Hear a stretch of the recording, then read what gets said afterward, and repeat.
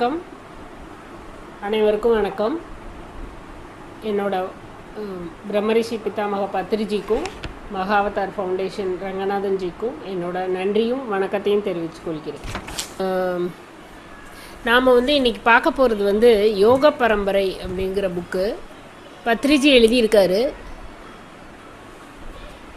இது ரொம்ப சின்ன புக்கு தான், ஆனால் நிறைய நம்ம எல்லாருமே தெரிஞ்சிக்க வேண்டிய ஒரு விஷயம் இதில் இருக்குது. கண்டிப்பாக எல்லாருமே இதை தெரிஞ்சுக்கணும்.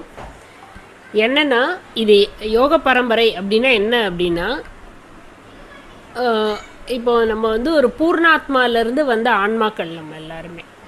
ஸோ அது எப்படி வந்திருக்கோன்னு பார்த்தீங்கன்னா, புல்லாய் பூண்டாய் கல், மரம், செடி, கொடி, புழு, பூண்டு, பறவை, விலங்கு அப்படி வந்திருக்கும். ஸோ விலங்கு ஆன்மாக்கள் இல்லைன்னா நட்சத்திர கிரகத்துலேருந்து வர்றவங்க, இந்த மாதிரி நிறைய ஆன்மாக்கள் இந்த ஆன்மா வளர்ச்சி பெற்று ஒவ்வொரு நிலையாக மாறி மனித உடல் எடுத்து அது திருப்பி பூர்ணாத்மாவில் போய் சேர்றது தான் இந்த ஆன்மாவோட பயணமே. ஸோ அந்த மாதிரி ஒரு விஷயத்தில் ஒன்றன் பின் ஒன்றாக நம்ம பல பிறவிகளை மனித ஆத்மாவாக எடுத்து என்ன வேணும் அதை எடுக்கும்போது அதில் ட்ராவல் பண்ணி வரோம்ல. ஃபஸ்ட்டு ஒரு மனித பிறவி எடுக்கும்போது அதோட குணாதிசயங்கள் எப்படி இருக்கும், அந்த ஆன்மாவுக்கு என்னெல்லாம் குணாதிசயம் இருக்கும், அது ஒரு 100 பிறவிகள் தாண்டி ஒரு வளர்ச்சி அடைஞ்சு அந்த மாதிரி பல பிறவிகளை தாண்டி அந்த ஆன்ம வளர்ச்சியை படிப்படியாக போகிறது தான் யோக பரம்பரை. அது ஜென்ம பரம்பரை அப்படின்னு சொல்கிறது. ஸோ எல்லாருமே இந்த வழியில் தான், இந்த பாத்தில் தான், இந்த வளர்ச்சியில் தான் போய்கிட்டு இருப்போம். ஸோ இப்போது இதை ஃபுல்லாக தெரிஞ்சுக்கிட்டோம் அப்படின்னா நாம் எங்கே இருக்கோம், இன்னும் நாம் என்ன பண்ணணும் அப்படிங்கிறது நம்மளுக்கு இந்த ஆன்மீக பாதையில் ஒரு வளர்ச்சியை நோக்கி போயிட்டுருக்க நம்மளுக்கு ஒரு ரொம்ப ரொம்ப முக்கியமாக இருக்கும். இது நம்மளுக்கு இன்னும் என்ன சொல்லப்போனால் இன்னும் விழிப்புணர்வு அதிகமாக்கி நம்மளோட அந்த தியான பயிற்சியும் நம்ம புக்கு படிக்கிறதையும் ஞானத்தை வளர்த்துக்கிறதுலையும் இன்னும் நம்மளால் நிறைய நேரம் செலவழிக்க முடியும். தீவிரமாக அதில் நம்ம ஈடுபட முடியும். ஸோ இப்போ ஒரு ஆன்மா ஒரு மனித பிறவிக்குள்ளே நுழைஞ்சிருச்சு அப்படின்னா திருப்பி அது விலங்குக்கு போகாது, விலங்கு உலகத்துக்கு போகவே போகாது. அதை நம்ம உறுதியாக தெரிஞ்சுக்கலாம். அப்படி விலங்குகளுக்கு போகணும் அப்படின்னா சில முக்கியமான தேவைகள் இருக்கும்போது மட்டும்தான் அந்த ஆன்மா போகும். அது எல்லாரும் பண்ணுறதில்ல, சில தேவையானதுக்கு மட்டும் அவங்க பண்ணுவாங்க. அந்த விலங்கு அதனால் மனிதன் இந்த ஜென்ம பரம்பரை அப்படிங்கிறதுல ஸ்டார்ட் ஆயிடுறாங்க. மனிதனுக்கு தான் இந்த ஜென்ம பரம்பரை, யோக பரம்பரைன்னு சொல்லலாம். இது ஒரு ரொம்ப அற்புதமான விஷயம். எப்படி நாம் ஒரு ஸ்டேஜ் ஒரு கிளாஸாக ஸ்கூலில் பாஸ் பண்ணி ஒரு டிகிரி ஒரு இதுவாக போயிட்டுருக்கோமோ, அதே மாதிரி நாம் பல பிறவிகள் பல உடல்கள் எடுத்து நாம் ஒவ்வொரு குணங்களாக தாண்டி ஒவ்வொரு ஞானமாக பெற்று அப்படி அந்த புத்த நிலைக்கும் ஒரு கிருஷ்ணர் நிலைக்கும் நம்ம போகிறத அப்படியே கொடுத்துருப்பாங்க. ஸோ இதை நம்ம கண்டிப்பாக தெரிஞ்சுக்கணும். இதில் மனிதனுக்கு எப்போ ஞானம் வரும் அப்படின்னா, இந்த யோக பரம்பரையோட இறுதியில் வரும்போது தான் ஞானமே வருமா. அதாவது நான்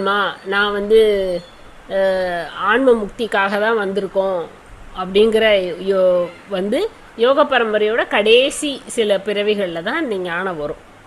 அதை பகவத்கீதையில் ஒரு ஸ்லோகமாகவே சொல்லியிருக்காங்களாம். பகுநானாம் ஜென்ம நானாம் அந்தே ஞானவான் மாம் பிரபத்தியதே. பல பிறவிகளுக்கு பின்தான் மனிதன் ஞானவானா ஆகிறான் அப்படின்னு சொல்கிறான். இது காமன் ஜென்ரல், எல்லாருமே அப்படி தான் வந்திருக்கோம். அதனால தான் பத்ரிஜி நம்மளுக்கு என்ன சொல்லுவார் அப்படின்னா, யாரையும் ஜட்ஜ் பண்ணாதீங்க, நான் தியானம் பண்ணுறேன், நான் இதை வச்சுருக்கேன், நீ இல்லையே அப்படின்னு சொல்லி அவங்கள கீழே பார்க்க பார்க்குறதோ நம்ம உயர்ந்தவங்கங்கிற எண்ணமே வேண்டாம். ஏன்னா நாமளும் அதை கிராஸ் பண்ணி தான் வந்திருக்கோம். இப்போ ஒருத்தவங்க வந்து சில இதெல்லாம் புரியலை, அவங்க வந்து ரொம்ப நிறைய தப்பெல்லாம் பண்ணுறாங்க அப்படின்னா அவங்க கெட்டவங்க அப்படின்னு நம்ம நினைக்க தேவையில்லை. ஏன்னா நாமளும் அந்த தமோகுணம் ரஜோகுணத்தை தாண்டி தான் இப்போ இந்த நிலைமைக்கு வந்திருக்கோம். அதனால அவங்க அடுத்து வந்துட்டு இருக்காங்க. இப்போ எப்படி ஸ்கூலில் வந்து நம்ம போய் ஜாயின் பண்ணி 12th முடிச்சுட்டு போனோன்னா ஸ்கூல் பாட்டுக்கு ரன் ஆகிட்டே தான் இருக்குது, பிள்ளைங்க சேர்ந்துக்கிட்டே தான் இருக்காங்க, LKG to 12th பாஸ் பண்ணி போயிட்டே தான் இருக்காங்க. ஸோ அதனால அதனால தான் அவர் வந்து ஜட்ஜ்மெண்ட் பண்ணாதீங்க. இந்த யோக பரம்பரை பாத்தில் இருக்கிறோம் எல்லாருமே. அதனால ஒருத்தரை குறைவாக எடை போடுறதோ அதெல்லாம் தேவையே இல்லை அப்படிங்கிறது தான் மெயின். ஜட்ஜ்மெண்ட் ஏன் வேணான்னா அதுதான். ஸோ இதையும் நம்ம புரிஞ்சுக்கிட்டோம் அப்படின்னா நம்ம யாரை பார்த்தும் ஜட்ஜ் பண்ண மாட்டோம், ப்ளேம் பண்ண மாட்டோம். அது வந்து ரொம்ப ரொம்ப முக்கியம். இப்போ இந்த யோக பரம்பரை எடுத்தோன்னா ஃபஸ்ட்டு மனித பிறவிக்குள்ளே இந்த ஆன்மா நுழையும் போது பல 100 ஜென்மங்கள், அதாவது ஒரு 500 100 150 200 பிறவிகள் வந்து தமோ குணத்தில் இருக்கும். அப்புறம் ரஜோகுணத்துக்கு, அப்புறம் சாத்விக குணத்துக்கு, இப்படி இந்த 3 குணங்களுக்குமே ஒரு 150 பிறவி அப்படின்னு வச்சா கிட்டத்தட்ட 450 பிறவி. இது வந்து இதுதான் கணக்கு, 100 தான் 150 தான் கணக்கு கிடையாது. அந்தந்த ஆன்மாக்களோட புரிதலும் அந்தந்த ஆன்மாக்களோட விழிப்புணர்வை பொறுத்து அந்த ஜென்மங்கள் எத்தனை ஜென்மங்கள் மாறும். இப்போ தமோ குணத்தில் ஃபஸ்ட்டு உள்ள நுழையும் இந்த ஆன்மா மனித பிறவி எடுக்கும்போது தமோ குணத்தில் இருக்கும். அப்போது அந்த அந்த அந்த ஆன்மாவுக்கு வந்து ஞானம் இல்லாதனால ஞானம் தேவைப்படாது. ஏன்னா அது வந்து என்ன பண்ணும் அப்படின்னா இந்த உடம்பு ஒரு பொம்மை மாதிரி வச்சுட்டு அந்த உடம்பை வச்சு விளையாடும். என்ன விளையாடும்? சாப்பிட்றது, குடிக்கிறது, தூங்குறது, கல்யாணம் பண்ணிக்கிறது, குழந்தைங்களை பெறுகிறது, சொத்து சேர்க்கறது, பௌதீகமாக எல்லாம் என்ஜாய் பண்ணுறது, இந்த மாதிரியே வந்து பல 100 பிறவிகள் போகும். அந்த பௌதீகமாக இந்த ஃபிசிக்கல் உடம்புக்கே முக்கியத்துவம் கொடுத்து மீண்டும் மீண்டும் அந்த ஃபிசிக்கல் உடம்புல எத்தனை ஆசை இருக்குது. இந்த உலகத்தில் பார்த்தீங்கன்னா எவ்வளோ ஆசைகள், இது பண்ணணும், அதை பண்ணணும், வீடை கட்டணும், அந்த இதை பண்ணணும், காரை ஓட்டணும், அந்த இதை இங்கே ஃப்ளைட்டில் போகணும், அந்த நாட்டுக்கு போகணும், டூரு போகணும், என்னென்னமோ ஆசைகள் லிஸ்ட்டு போட்டால் அதுக்கு இதுவே அதெல்லாம் அது வந்து ஒவ்வொரு ஆசையாக நிறைவேறி அந்த உடல் வச்சு உடல் ஆசைகளோட அது வந்து பல பிறவிகளை தாண்டிடும். கிட்டத்தட்ட ஒரு 150 200 பிறவிகள் தாண்டிடும். சாப்பிட்றது, நான்வெஜ் சாப்பிட்றது, இந்த மாதிரி சாப்பாடு சாப்பிட்றது, இந்த எண்ணமே இப்படியே தான் அது தோணிக்கிட்டே இருக்கும். அந்த எண்ணத்திலே தான் உழண்டுக்கிட்டே இருக்கும் அந்த ஆன்மா. அப்புறம் அதாவது உணவு, உறக்கம், உறவுகள், ரிலேஷன்ஷிப்பு, உடல் உறவு இவற்றையே வாழ்வாக கொண்டு ஆரம்ப மனித ஆன்மா தமோ குணம் கொண்டவனாக தான் இருப்பாங்க. ஸோ இப்போ நாம் வந்து ஒரு ஸ்டேஜுக்கு வந்திருக்கோம், தியானம்லாம் பண்ணுறோம் அப்படின்னா தமோ குணத்தில் இருக்கிற மக்களை நம்ம நிறைய பார்ப்போம் இப்போ கூட. அதனால அவங்களுக்கு வந்து நான் தியானம் பண்ணுறேன், அவங்க இதெல்லாம் எப்போ புரிவாங்களோ, இவங்கெல்லாம் எப்போ தான் மாறுவாங்களோ அப்படின்னு நினைக்க தேவையில்லை. ஏன்னா நாமளும் அதை கிராஸ் பண்ணி தான் வந்திருக்கோம். யாருமே இதை தாண்டாமல் வந்ததே கிடையாது. அதனால் மற்றவங்களை பற்றின எண்ணமே வேணாம். நம்ம வந்து நம்மளை முன்னேற்றிட்டு போகிறதுக்கு கிடைச்ச வாய்ப்பில் என்ன பண்ணணுமோ, எவ்வளோ ஞானம் சேர்க்கணும், எவ்வளோ தியானம் பண்ணணும், அதையே நம்ம வந்து ஒரு கான்சென்ட்ரேட் பண்ணி அதுக்கே நம்ம எல்லா இதையும் பண்ணலாம். அடுத்து இப்படி பிறவி தாண்டினோடனே ரஜோகுணத்துக்கு வருவாங்க.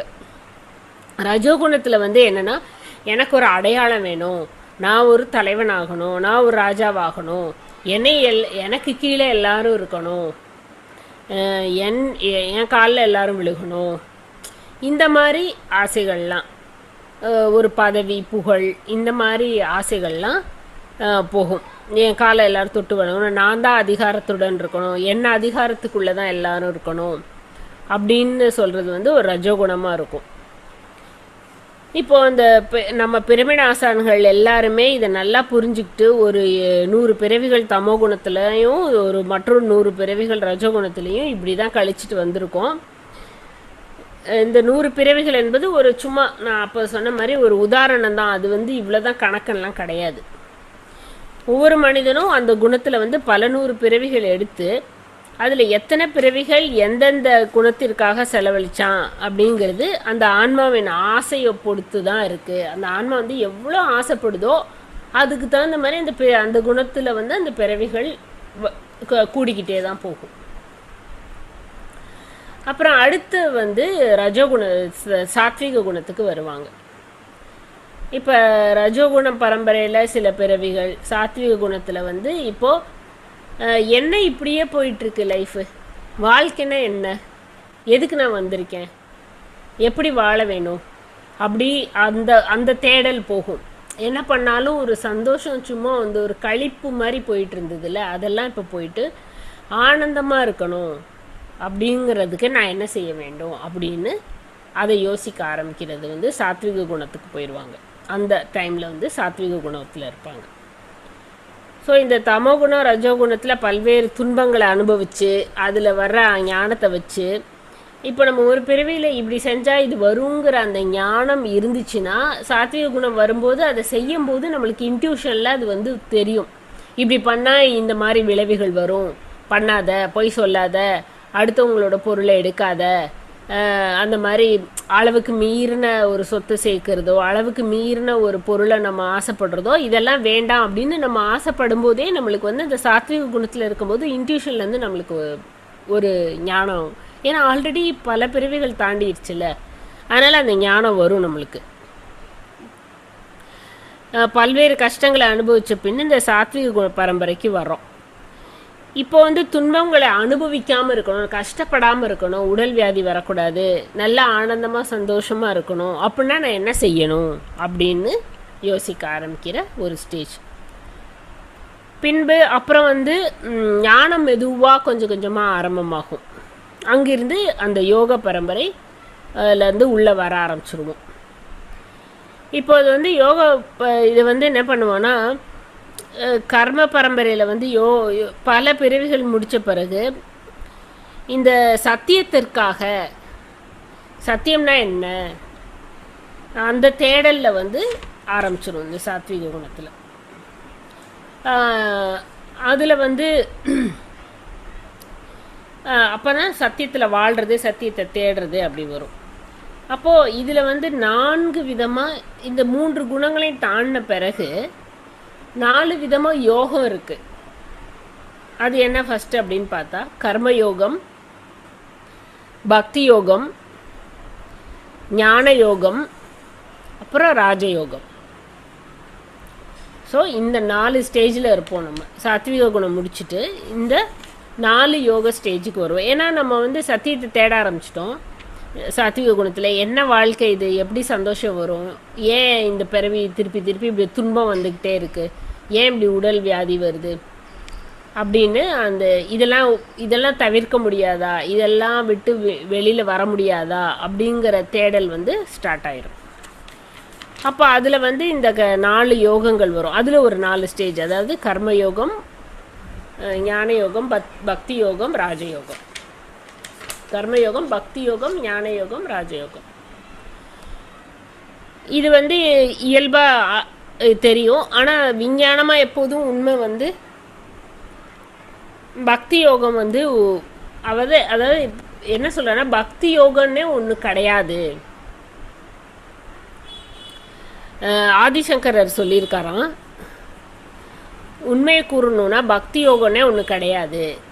ஆதிசங்கரர் என்ன சொல்லணும்னா, சுயரூபத்துடன் இணைந்திருப்பதே பக்தி யோகம். அதாவது நம்மளுக்கு வந்து இந்த ஃபிசிக்கல் பாடி தவிர சுயம் அப்படின்னு ஒரு ரூபம் இருக்குல்ல, அந்த ரூபத்துக்கூட இணைந்து அதுக்கு ஆராதனை பண்ணி அதை பூஜித்து அதை எப்போதுமே மனசில் தியானம் பண்ணி சாண்ட் பண்ணி அந்த மந்திராவே சாண்ட் பண்ணுறது, அதுதான் பக்தி யோகம் அப்படின்னு ஆதிசங்கரர் சொல்லியிருக்காராம். ஸோ நாம் வந்து இன்னொரு ஒரு சிலையவோ ஒரு இதையோ பண்ணுறது வந்து பக்தி யோகம் கிடையாது. அதை போய் பூஜிக்கிறதோ அதுக்கு எல்லா இதையும் பண்ணுறதோ அது பக்தி யோகம் கிடையாது அப்படின்னு சொல்கிறார். அதாவது இந்த மற்ற யோகியானவங்க எல்லாருக்குமே அது தெரியும். அதனால தான் அவங்கெல்லாம் வந்து எந்த இதையுமே பூஜை பண்ணது கிடையாது. அப்போ அந்த ஸ்டேஜுக்கு வரும்போது பக்தி யோகம்னு எடுத்துட்டோம்னா இந்த பக்தி யோகம் கிடையாது. ஏன்னா உங்கள் சுயரூபத்தை நீங்கள் பூஜிக்கிறது தான் பக்தி யோகம். அதை எடுத்துட்டோம் அப்படின்னா மீதம் இருக்கிறது கர்மயோகம், ஞான யோகம், ராஜயோகம். இந்த இந்த 3 யோக நிலையில தான் நம்ம வந்து சாத்விக குணத்துலேருந்து அப்படியே கொஞ்சம் கொஞ்சமாக வளர்ச்சி அடைஞ்சிட்டு வரும் இந்த ஆன்மா. அப்போ இந்த கர்மயோகத்தில் வந்து அதுலேயும் ஒரு பாகம் இருக்குது. அதாவது எப்படி பிரிக்கிறாங்க அப்படின்னா, கர்மயோகம் முதல் பாகம், அப்புறம் ஞான யோகம் முதல் பாகம், அப்புறம் ராஜயோகம், அப்புறம் திருப்பி ஞான யோகம் 2வது பாகம், அப்புறம் கர்மயோகம் 2வது பாகம். ஸோ இப்படி 5 ஸ்டேஜ் இருக்குது. அதாவது கர்மயோகம் ஃபஸ்ட்டு, ஞான யோகம் முதல் பாகம், ராஜயோகம் அதாவது தியான யோகம், அடுத்து ஞான யோகம் 2வது, அடுத்து கர்மயோகம் 2வது. இப்படி இந்த 5 ஸ்டேஜ் இருக்குது. இப்போ இந்த யோக பரம்பரையில் இந்த யோக இதில் வந்து வரும்போது பரம்பரையில் வந்து முதல்ல வந்து கர்மயோகம், அதோட ஃபஸ்ட்டு பார்ட் கர்மயோகம் முதல் பாகம். இதில் சில பிறவிகள் வந்து அதுக்கப்புறம் ஞான யோகம் முதல் பாகம், அப்புறம் சில பிறவிகள் வந்து ராஜயோகம் தியான யோகம், அதில் சில பிறவிகள், அப்புறம் ஞான யோகம் 2வது பாகம், அதில் சில பிறவிகள், அப்புறம் கர்மயோகம் 2வது பாகம். ஸோ இப்படி தான் வந்துக்கிட்டு இருக்கு. இந்த ஆன்மா வந்து இப்படி தான் வளர்ச்சி அடையும். இப்போ இந்த கர்மயோகம் 2வது பாகத்திற்கு உதாரணம் அப்படின்னா என்ன எடுத்துக்கணும் அப்படின்னா, புத்தர், இயேசு இவங்கெல்லாம் அந்த நிலைக்கு அடைஞ்சவங்க தான் கர்மயோகம் 2வது பாகத்தில் இருக்கிறவங்க. கர்மயோகம் 2வது பாகத்தில்னா இப்படி தான் இருப்பாங்க.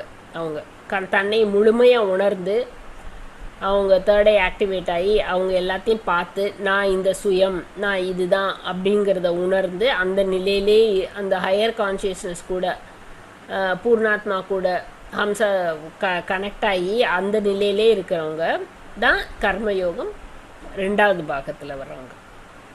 அதுதான் அந்த கர்மயோகம் 2வது பாகம் வந்துட்டோன்னா அது கடைசி பிறவி ஆயிரும். அதுக்கப்புறம் பிறவிகள் இருக்காது. இப்போ அவங்கெல்லாம் திருப்பி வரல. அந்த மாதிரி அவங்கெல்லாம் வந்து பிரபஞ்சத்துக்கே ஒரு ஜெகத் குருவாக மாறி இருந்தவங்க. அதே மாதிரி தான் நாமளும் இப்போது தமோகுணம், ரஜோகுணம், சாத்விக குணம் முடித்து கர்மயோகம், ஞான யோகம், ராஜயோகம், கர்மயோகம் 2வது, ஞான யோகம் 2வது, கர்மயோகம் 2வது, இப்படி தான் நாமளும் ட்ராவல் பண்ணி அந்த நிலையை அடையணும். அதுதான் நாம் இப்போது செய்ய வேண்டிய விஷயம். இந்த ஞானம்தான் நம்மளுக்கு வேணும். இந்த ஞானம்தான் நம்மளுக்கு வேணும். அதுதான் நான் அதுக்காக தான் வந்திருக்கேன், இப்படி பல அனுபவங்களை பெற்று இதெல்லாம் தாண்டி வந்திருக்கேன் அப்படிங்கிறத நல்லா புரிஞ்சுக்கணும் நம்ம. அப்போ வந்து இப்போ கர்மயோகத்தில் 4 நிலைகள் இருக்கு. அந்த 4 நிலைகளை பற்றி இப்போ நம்ம பார்க்கலாம். 4 நிலைகள் அப்படின்னா, ஒன்று வந்து ஃபஸ்ட்டு நம்ம கெட்டது செய்யக்கூடாது அப்படிங்கிற ஒரு மனப்பான்மையில் அவங்க வாழ்க்கையை நடத்துவாங்க. ஐயோ இதை செய்யாத, இது பண்ண பாவம், இதை செய்யாத, இது செஞ்சால் தப்பு, இதை செஞ்சால் இதுக்கு நீ அனுபவிக்கணும் அப்படிங்கிற, கெட்டது செய்யாமல் நல்லது மட்டும் செஞ்சு, நல்லது செய்கிறனோ இல்லையோ கெட்டது செய்யாமல் இருக்கணும், நான் நல்லது செய்கிறனோ இல்லையோ ஆனால் கெட்டது செய்யாமல் இருக்கணும் அப்படிங்கிற ஒரு நிலையில் இருப்பாங்க அவங்க. நீ யாருக்கும் நல்லது செய்யலைனாலும் பரவாயில்ல, ஆனால் கெட்டது செய்யாத, எந்த உயிரையும் துன்புறுத்தாத, எந்த கோழி எந்த இதையும் சாப்பிடாத, மனைவிகளை அவங்க எல்லாம் சண்டை போடாத, மற்ற உறவுகள் கூட சண்டை போடாத, பிள்ளைகளை வந்து அடிக்காமல் இருக்கிறது, இந்த மாதிரி அந்த ஆன்மா வந்து அந்த நிலையில் இருப்பாங்க. அது வந்து நிலை 1. 2வது நிலை என்னன்னா, நீ மற்றவர்களுக்கு நல்லது செஞ்சேன்னா உனக்கு நல்லது வரும், அதுக்காக நான் நல்லது செய்கிறேன் அப்படி. ஸோ இதை செஞ்சால் நம்மளுக்கு இந்த புண்ணியம், இந்த தானம் பண்ணால் நம்மளுக்கு இந்த இது கிடைக்கும், நம்மளுக்கு அது புண்ணியமாக இருக்கும் அப்படின்னு நாம் மற்றவர்களுக்கு நல்லது செஞ்சு அந்த அந்த நல்லதோட பலனை நம்ம அனுபவிக்கிறதுக்கான ஸ்டேஜ். இப்போ இந்த 4 கர்மயோகத்துலேயுமே இது வந்து நம்ம வந்து ஆன்மா அப்படிங்கிற உணர்வில் இருக்க மாட்டோம். இதில் வந்து ஃபுல்லாக அந்த ஃபிசிக்கல் பாடி பௌதீக உடலை ஏம் பண்ணி தான் எல்லாமே செய்வோம். ஆனால் நம்மளுக்கு கொஞ்சம் ஞானம் வந்திருக்கும்ல, அந்த ஞானத்தை வச்சு கெட்டது செய்யக்கூடாது. முதல் நிலை நல்லது, நம்ம நல்லது செஞ்சால் நம்மளுக்கு நல்லது வரும், அதனால நான் நல்லதெல்லாம் செய்கிறேன் அப்படிங்கிற மனப்பான்மை. அதனால நீ உதவி செய், இந்த சோஷியல் சர்வீஸ் பண்ணு, நான் அந்த சர்வீஸ் பண்ணுறேன், பார்வை கண்ணு தெரியாதவங்களுக்கு உதவி போய் அவங்களுக்கு புக்கு படித்து காமிக்கிறேன், அவங்களுக்கு ஸ்க்ரைபராக போய் எழுதுகிறேன், இந்த மாதிரி சோஷியல் சர்வீஸ் எல்லாம் பண்ண ஆரம்பிப்பாங்க. நீ அவங்களெல்லாம் பார்த்துக்கோ, அப்போ தான் உனக்கு நல்லது நடக்கும் அப்படின்னு. நீ சமுதாயத்தை பார்த்துக்கிட்டா உனக்கு அது நல்லது வரும் அப்படின்னு. அப்போ தான் நம்ம நல்லா வாழலாம் அப்படிங்கிற எண்ணத்தில் இருப்போம். இந்த நிலையிலையும் தியானம் பண்ணணும், நான் ஆன்மா, அதெல்லாம் வராது. ஓகேயா? இன்னும் தன்னுடைய அந்த குறுகிய ஒரு ஃபிசிக்கல் பாடி லெவலில் தான் இருப்போம், நம்ம அந்த எண்ணத்தில் தான் இருப்போம். இப்போ நாமளே இந்த தியானத்துக்கு வர்றதுக்கு முன்னாடி இப்படி தான் இருந்திருப்போம். ஆனால் வந்து இந்த ஜென்மத்திலே நம்மளுக்கு வந்து இந்த தியானம் கிடைக்கிது அப்படின்னா நம்ம இந்த ராஜயோகத்துக்கு வந்தாச்சு, இதெல்லாம் தாண்டிட்டோம். இப்போ நம்மளுக்கு ஒரு 30-40 வயசு ஆகுது, 50 வயசு ஆகுது அப்படின்னா அந்த 50 இயர்ஸ்லேயே இந்த கர்மயோகம் 1, 2, 3 எல்லாம் தாண்டி ராஜயோகத்துக்கு வந்துட்டோம் நம்ம. இது மாதிரி 3வது நிலை என்னது அப்படின்னா, நீ நல்லதை செய்ப்பா, ஆனால் எந்த ஒரு பலனை எதிர்பார்க்காத. நான் அதெல்லாம் எக்ஸ்பெக்ட் பண்ணி பண்ணலை, நான் எனக்கு தோணுச்சு அப்படின்னு நான் பண்ணேன் அப்படின்னு சொல்லுவோம்ல, அந்த நிலைமையில 3வது நிலைமை அது. அதில் வந்து நீ எதையுமே பலனை எதிர்பாராம உன்னால் என்ன முடியுதோ செய் அப்படின்னு. நம்ம வந்து வேலை செய்கிறதுக்கு மட்டும்தான் நம்ம வந்து உரிமை இருக்கும் இல்லையா, நம்ம அதோட பலனை வந்து அனுபவிக்கிறதுக்கோ எதிர்பார்க்கிறதுக்கோ நம்மளுக்கு எந்த அதிகாரமும் இல்லை. அந்த ஸ்டேஜில் இருப்போம்.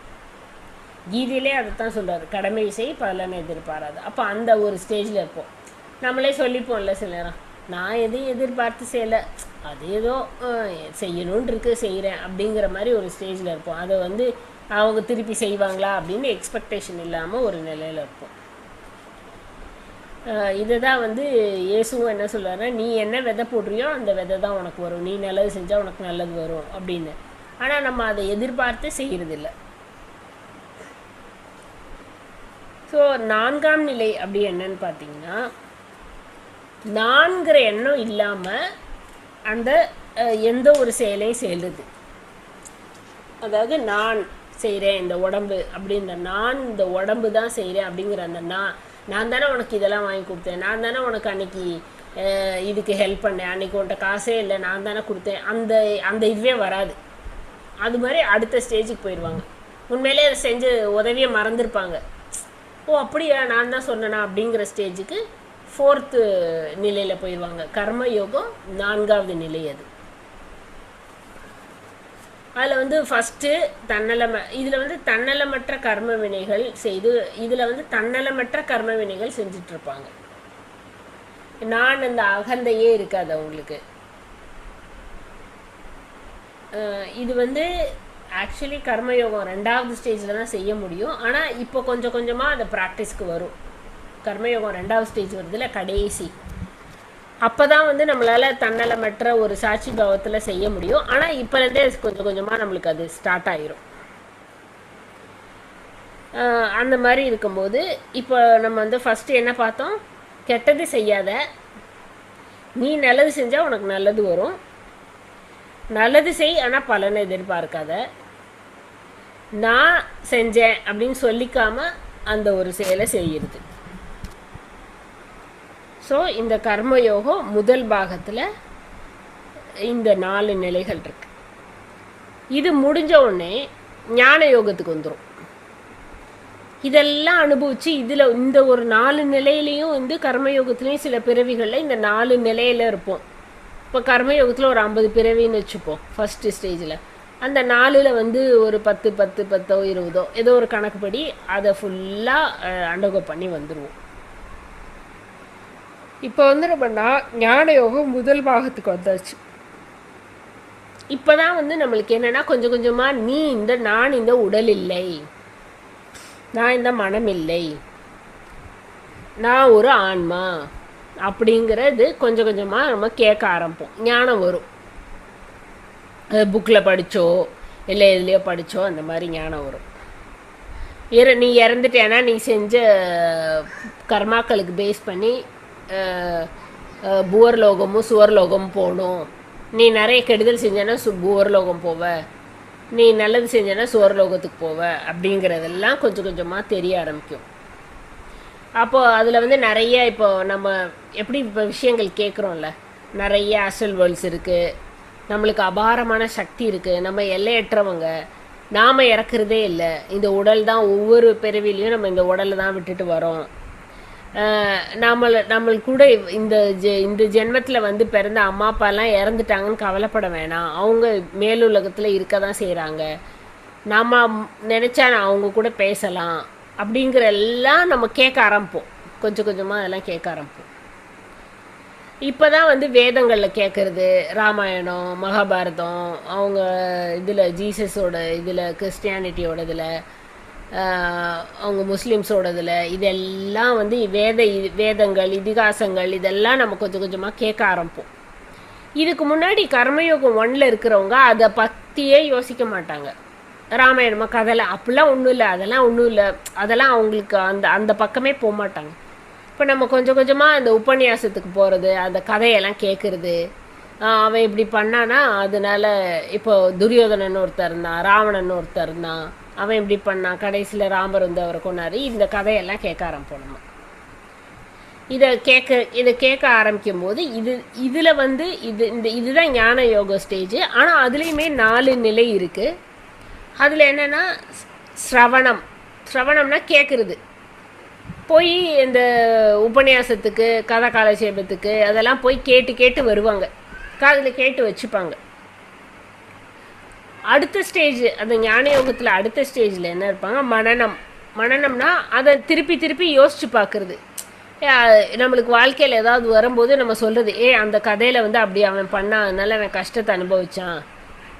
இப்போ ஹரிச்சந்திரன் எடுத்தால் பொய்யே சொல்லாமல் இருந்தார், நம்மளும் அந்த மாதிரி பொய் சொல்லாமல் இருந்தோன்னா நம்ம விசுத்தி சக்கர பலப்படும், நம்மளுக்கு நிறைய சக்தி வரும் அப்படிங்கிற அதை தெரிஞ்சு வச்சுட்டு நம்ம சொல்ல ஆரம்பிப்போம், மனனம் பண்ணுவோம். ஏதாவது வாழ்க்கையில் ஏதாவது பிரச்சனை வரும்போது, இல்லை பொய் சொல்லக்கூடாது, தலையே போனாலும் என்னவே ஆனாலும் நம்ம பொய் சொல்லக்கூடாது, பொய் சொன்னால் அதுக்குரிய பலன் வரும் அப்படின்னு சொல்லி அந்த மாதிரி அதை வந்து மனப்பாடம் பண்ணி அதை திருப்பி நம்ம யோசித்து பார்க்க ஆரம்பிப்போம். அது வந்து ஞான யோகத்தில் 2வது ஸ்டேஜ். அது மாதிரி 3rd ஸ்டேஜில் என்ன பண்ணுவோம்னா, இதெல்லாம் கேட்குறோம்ல, நம்ம இதெல்லாம் கேட்டுட்டு நம்ம அதை வந்து வாழ்க்கையில் அப்ளை பண்ண ஆரம்பிச்சிருவோம், அதை பின்பற்ற ஆரம்பிச்சிருவோம். இப்படி இருக்கணும் அப்படி இருக்கணும், அந்த மாதிரி சில அந்த இதை கேட்குறதெல்லாம் பின்பற்ற ஆரம்பிச்சிருவோம் நம்ம. ஸோ இது வந்து நம்ம ஞான யோகம் 3rd ஸ்டேஜ். இப்போ 4th ஸ்டேஜ் எப்படி இருக்கும் அப்படின்னு பார்த்தீங்கன்னா, இப்போ வந்து ஞானயோகம் ஃபஸ்ட்டில் என்ன பண்ணோன்னா, போய் இதெல்லாம் கேட்குறது, அது ஸ்ரவணம் பண்ணுறது. அதாவது பகவத்கீதை சொற்பொழிவு இருக்குது, அங்கே வந்து ஜீசஸ் இதை பற்றி சர்ச்சில் டெய்லி பைபிள் வாசிக்கிறாங்க, அதில் என்ன சொல்லியிருக்கு அப்படின்னு போய் டெய்லி உட்காந்து நம்ம அதை உட்காந்து கேட்குறது. யாரோ தியானம் பற்றி பேசுகிறாங்க, என்ன தியானம் என்ன பண்ண சொல்கிறாங்க போய் கேட்போம். அவர் வந்து ஒரு உபன்யாசம் பண்ணுறாரு, அதை போய் கேட்போம். இந்த மாதிரி போய் கேட்க ஆரம்பிச்சிட்டு இருந்தோம்ல, முதல்ல போய் கேட்போம், அப்புறம்லாம் மிச்சம் பார்ப்போம் அப்படின்னு இருப்போம். முதல்ல மட்டும் கேட்டுட்டு வருவோம். ஆனால் 2வது நிலையில் என்ன ஆகும் அப்படின்னா, மனனம் செய்ய ஆரம்பிக்கிறது. அதாவது அதை கேட்ட பிறகு கேட்டவற்றை வந்து நம்ம மனதில் எண்ணி அதை யோசித்து பார்க்குறது. அதை அப்படி சொன்னாங்கல்ல, அதில் இந்த மாதிரி சொல்லியிருக்காங்கல்ல, இதில் அந்த மாதிரி சொல்லியிருக்காங்கல்ல அப்படின்னு சொல்லி, ஆமாம் தானே, அது உண்மை தானே, அப்போது வந்து ஜீசஸ் இந்த மாதிரி சொல்லியிருக்காரு, கிருஷ்ணர் இந்த மாதிரி சொல்லியிருக்காரு அப்படின்னு அதெல்லாம் கொஞ்சம் கொஞ்சமாக மனனம் பண்ணி திருப்பி அதை வந்து நம்ம மைண்டில் வந்து அதை போட்டு மனனம் பண்ணிகிட்டு இருப்போம் நம்ம. அதில் வந்து என்ன சொல்லியிருக்காங்க, ஜீசஸ் வந்து உன்னோட 2 கண்களும் ஒரு கண்ணாக மாறினாதான் நீ வந்து கடவுளின் ராஜ்யத்துக்குள்ளே போகணும்னு சொல்லியிருக்காரு. அப்போ அப்படின்னா என்ன, அதை புரிஞ்சுக்கிறதுக்கு ட்ரை பண்ணுவோம் நம்ம. சும்மா கேட்டுட்டு வர்றது ஒரு பக்கம் இருந்தாலும், அப்படின்னா என்ன, அதை போய் திருப்பி தேடி கண்டுபிடிப்போம், அதுனா என்ன, அதை பற்றி இன்னும் விளக்கங்களை தெரிஞ்சுப்போம் அப்படின்னு சொல்லி அந்த மாதிரி நம்ம அடுத்த ஸ்டேஜுக்கு போவோம். கொஞ்சம் அதில் ஆராய்ச்சி பண்ணுறது, அதை பற்றி புரிஞ்சுக்கிறதுக்கான ஒரு எஃபர்ட்டை போடுவோம் நம்ம. அதாவது இது மாதிரி பண்ணிகிட்டு இருக்கும்போது 3ஆம் நிலை வரும்போது நிதித்தியாசம் அப்படின்னா அதை ஃபாலோ பண்ணுறது, அதை பின்பற்றுறது, அந்த மாதிரி போயிட்டுருக்கும். அப்போ வந்து அதில் சொல்லியிருக்கு, கிருஷ்ணர் வந்து கீதையில் வந்து அர்ஜுனனுக்கு எதுக்கும் பயப்படாத, நீ ஆன்மா தான், நீ இந்த உன்னோட தாத்தா இவங்க குரு எல்லாரையும் கொல்றனால அவங்க ஒன்றும் இறந்து போகிறதில்ல, அவங்கெல்லாம் ஆன்மாக்கள் தான், இந்த பிறவியிலே இந்த உடலை விட்டுட்டு இருப்பாங்க, அடுத்த பிறவிக்கு அவங்க ஆன்மாவாக அங்கே மேலுலகத்தில் இருப்பாங்க. அபிமன்யு நீ இறந்துட்டான்னு நினைக்கிறேல, ஆனால் அபிமன்யு அங்கே தான் இருக்கான், பாரு அபிமன்யு அங்கே இருக்கான் அப்படின்னு அதெல்லாம் ப்ராக்டிக்கலாக அப்ளை பண்ண ஆரம்பிப்பாங்க அவங்க. அதனால் அப்படி அந்த ஆன்மாவை நான் எப்படி பார்க்குறது, என்ன பண்ணணும், அந்த துன்பங்கள்லேருந்து வெளியில் வரணும்னா என்ன பண்ணணும், அதை நான் ஆன்மாவாக இருந்தால் நம்ம கவலையே பட தேவையில்லை, எதுக்கு இந்த உடல் இருந்தேன்னா இந்த உடலை விட்டுட்டு அடுத்த உடல் வந்திருப்போம், இது மாதிரி ஒரு 500 உடலை விட்டுட்டு தானே வந்திருக்கோம், இதுக்கு முன்னாடி அது மாதிரி ஒரு 300-400 பிறவியை தாண்டி எல்லா உடலையும் விட்டுட்டு தானே அடுத்தடுத்த உடலை எடுத்துகிட்டு வந்திருக்கோம். அப்படிங்கிறத நம்ம வாழ்க்கையில் அப்ளை பண்ண ஆரம்பிப்போம் கொஞ்சம் கொஞ்சமாக. அடுத்தது இந்த 4ஆம் நிலையில் சாட்சாத்காரம், அதாவது நீங்கள் செய்கிற எல்லா செயலையும் நான் ஆன்மா அப்படிங்கிற விழிப்புணர்வோட வெறும் சாட்சி பாவத்திலேருந்து அதை செய்ய ஆரம்பிப்போம். ஞான யோகம் வரும்போது ஒரு சாட்சியாக மாறுறது, எதுக்கு ஒரு ரியாக்ஷன் அப்படின்னா என்ன அர்த்தம்னா எதையும் ரியாக்ட் பண்ணுறது கிடையாது. அந்த கோபம், அந்த இமோஷனே ரொம்ப காமிக்காமல், எதுக்கு ஒரு டென்ஷன் ஆகாமல், எதுக்கு ஐயோ இது என்ன ஆகுமோ அது என்ன ஆகுமோ, இது எல்லாமே எப்பயுமே விட்டுட்டு போகிறது தான், இது எதுவுமே நிரந்தரம் கிடையாது நம்மளுக்கு அப்படிங்கிறது ஆல்ரெடி தெரிஞ்சனால ஒரு அமைதியாக சாட்சி பாவத்தில் உட்காந்து அதை ஃபுல்லாக அந்த லைஃப்பை ஃபுல்லாக அந்த மாதிரியே நம்ம கொண்டு போயிட்டுருப்போம். இந்த கேட்ட ஞானத்தில் நிம்மதியாக, அப்போ தான் நிம்மதியாக இருக்க முடியும். இல்லைன்னா நீங்கள் ஒன்று வரல, ஒரு சொத்து வரல, ஒரு இது வரல, ஒரு ட்ரெயின் லேட் ஆச்சு, இல்லை ட்ரெயினை மிஸ் பண்ணிட்டோம், இல்லை ஏதோ ஒரு பொருள் தொலைஞ்சு போச்சு, இல்லை யாரோ ஏதோ எடுத்துட்டாங்க அப்படின்னா ஒரு பதட்டம், ஒரு டென்ஷன் வந்துடுதுல, அதெல்லாம் வராது. அந்த சாட்சி பாவத்தில் இருக்கும்போது ஒரு பற்றற்ற நிலையில் நம்ம அந்த லைஃபையே பற்றற்ற நிலையில் தான் கொண்டு போவோம். எது வந்தாலும் ஒன்றும் பெருசாக அலட்டிக்கிட்டு ரொம்ப கவலைப்பட்டுட்டு ஐயோ அது எப்போ நடக்கும், இப்படியாச்சு அப்படியாச்சுன்னு அந்த கவலைப்பட்டுட்டு இல்லாமல் ஒரு சாட்சாத்காரமாக ஒரு சாட்சி பாவத்தில் அந்த லைஃப்பை ஃபுல்லாக எடுத்துகிட்டு போவோம். இப்போ அந்த ஞான யோகத்துலேயும் 4 இது வந்துருச்சு. ஸோ இந்த ஞான யோகம் பற்றி இப்போ 4 ஸ்டேஜ், கர்ம யோகத்துலேயும் 4 ஸ்டேஜ் பார்த்துருக்கோம்.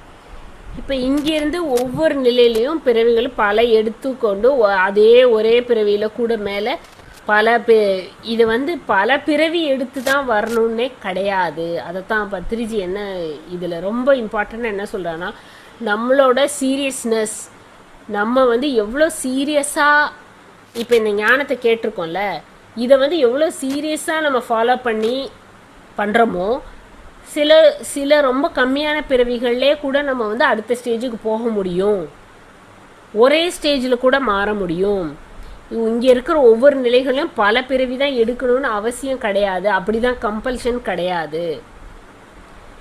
இதை கூட ஒரே மேலே அடுத்த நிலைக்கு நம்ம ஒரே பிறவியில் கூட போகலாம். அது அவங்கவுங்கள சக்தியும் அவங்கவுங்கள திறமையும் அவங்கள சார்ந்தது. அதனால இதை நல்லா மனசில் வச்சுக்கோங்க அப்படின்னு சொல்கிறாரு. எதுக்குமே நாம் போடுற, இப்போ நம்ம 100 வாங்கணும் மேக்ஸில் அப்படின்னா நம்ம எவ்வளோ எஃபர்ட் போடுறோமோ அதுக்குரிய அங்கே மார்க்காக தான் வரும். இது நம்மளுக்கு எல்லாருக்குமே தெரியும். டெய்லி கரெக்டாக படித்து அன்னன்னைக்கு பாடத்தை படித்து அன்னன்னைக்கு அவங்க கொடுக்குற ஹோம்ஒர்க்கையும் அசைன்மெண்ட்டையும் நம்ம திறமையை வளர்த்துக்கிட்டு டெய்லி அந்தந்த இதை பண்ணிக்கிட்டே வந்தோன்னா கண்டிப்பாக நம்ம 100க்கு 100 வாங்கலான்னு நம்மளுக்கே தெரியும். அதே மாதிரி தான் நம்ம டெய்லி தியானம் பண்ணி டெய்லி வாழ்க்கையில் எல்லா அப்ளை பண்ணி அந்த சாட்சாத்கார பாவத்தில் நம்ம இருக்க ஆன்மா விழிப்புணர்வோடு நாம் இருக்க ஒவ்வொரு நொடியும் கண்டிப்பாக நாம் சீக்கிரமாக அடுத்த நிலைக்கு ஒரு பிறவியிலே அதே பிறவியிலே பல நிலைகளை தாண்ட முடியும் அப்படின்னு சொல்கிறாரு. இது எல்லாத்தையும் திருப்பி திருப்பி மீண்டும் மீண்டும் ஏன் வந்து இவ்வளோ ஞான செஷன் டெய்லி 365 நாள் மகாவதார் ஃபவுண்டேஷனில் வந்து காலையிலையும் சாயங்காலமும் கிளாஸ் போகுது, அரை மணி நேரம் எவ்வளோ கேட்குறோம் நம்ம. ஸோ இதை வந்து திருப்பி திருப்பி திருப்பி கேட்க தான் வந்து நாம் இப்போ வந்து நான் அடுத்து சொல்கிறேன், இந்த ராஜயோக தியான யோக அடுத்த ஸ்டேஜ் வந்து ராஜயோகம் பார்க்குறோம்ல. இப்போ நம்ம தியானம் பண்ண வந்துட்டோம், ஆனால் வந்து அதை திருப்பி திருப்பி திருப்பி கேட்க நம்ம மனசில் பதிய நம்மளால் சீக்கிரமாக இந்த நிலையிலேருந்து அடுத்த நிலைக்கு போக முடியும். நம்மளோட துன்பங்கள்லேருந்து, கஷ்டங்கள்லேருந்து, உடல் உபாதையிலேருந்து, பிரச்சனைகள்லேருந்து ஈஸியாக போக முடியும். ஆனால் அது நம்மளோட முயற்சியிலையும், நம்மளோட சக்தியிலையும், நம்மளோட திறமையிலையும், விடாமுயற்சியிலையும் தான் இருக்குது அப்படின்னு சொல்கிறார். அதுக்கு இப்போ இது இப்படி பண்ணால் நம்மளால் முடியும், நம்மளோட சக்தியை கூட்டிக்கிட்டா, நம்ம திறமையை கூட்டிக்கிட்டா இந்த ஒரு பிறவியிலே மாற முடியும் அப்படின்னு தெரிஞ்சாலும் நம்மள்ட்ட ஆற்றல் இருக்காதுல்ல, நம்மள்ட்ட சக்தி இல்லை. நம்ம வந்து இதெல்லாம் ஞானயோகம் ஸ்டேஜ் 1 கேட்போம், அப்புறம் அதை மனனம் பண்ணுவோம், அப்புறம் அதில் வாழ்கிறதுக்கு ட்ரை பண்ணுவோம், அப்புறம் சாட்சி பாவமாக இருப்போம். ஆனால் அதெல்லாம் பண்ணி ஒரே நிலையில் அடுத்த ஸ்டேஜுக்கு போகணும், கர்மயோகம் பார்ட் 2க்கு போகணும், ஞானயோகம் பார்ட் 2க்கு போகணும், அந்த நிலைக்கு போகணும் அப்படின்னா அதுக்குரிய ஆற்றல் இல்லை நம்மளுக்கு. அப்போது அதுக்கு ஆற்றல் வேணும்னா என்ன பண்ணணும், ராஜயோகத்துக்கு வரணும். ராஜயோகம் என்னது, தியானம் பண்ணணும். அது ராஜயோகங்கிறது தியான யோகம்தான். ஸோ இப்போ நம்ம வந்து நம்மளுக்கே தெரியும் எவ்வளோ நாள் இப்போ நீங்கள் 1 மணி நேரம் நல்லா தாட்ல ஸ்டேட்டில் இருக்கீங்க அப்படின்னா உங்களுக்கே நம்ம வந்து கண்டிப்பாக அனுபவிச்சிருப்போம், அவ்வளோ எனர்ஜி வரும். அப்போ ஹீலிங் நடக்கும். நம்மளே வந்து கண்டினியூஸாக ஒரு 40 நாள் 45 நாள் தியானம் பண்ண என்ன நம்ம உடம்புல வந்து கண்டிப்பாக இம்ப்ரூவ்மெண்ட் இருக்கும், ஆரோக்கியம் நல்லா இருப்போம், இன்னும் கொஞ்சம் எனர்ஜெட்டிக்காக இருப்போம். விடாமுயற்சியில் வந்து அந்த மனமும் வந்து லோ எனர்ஜியில் இருக்கும்போது சரி இன்றைக்கி ஒரு நாள் கிளாஸ் அட்டன் பண்ணலைன்னா என்ன, இன்றைக்கி ஒரு நாள் தியானம் பண்ணலைன்னா என்ன அப்படின்னு லோவாக போக மாட்டோம். நம்ம அதை விட்டு அந்த தொடர்ச்சியாக பண்ணுறதை குறைய மாட்டோம். ஏன்னா நம்ம அதிகமாக தியானம் பண்ண அந்த ஆற்றல் வரும், அந்த எனர்ஜி வரும். அந்த எனர்ஜி வரும்போது தான் நம்ம அடுத்த நிலைக்கு சீக்கிரமாக போக முடியும்.